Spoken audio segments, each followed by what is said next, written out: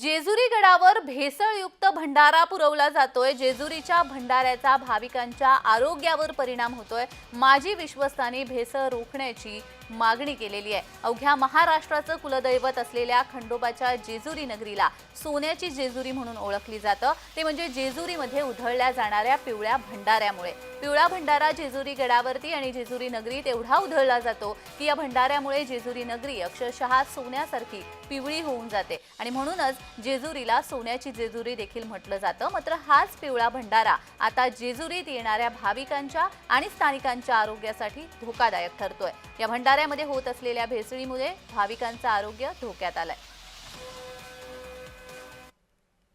सध्या काही वर्षांमध्ये या भंडाऱ्याला भेसळीचं ग्रहण लागलेलं आहे आणि भेसळीचं ग्रहण म्हणजे असं की त्याच्या ज्या पिशव्या येतात बाहेर काही उत्पादकांकडून ज्या पिशव्या इथं विक्रीसाठी येतात त्या पिशव्यांवर turmeric powder, yellow powder, non edible असे शिक्के मारलेले असतात आणि हा भंडारा या ठिकाणी विकला जातो।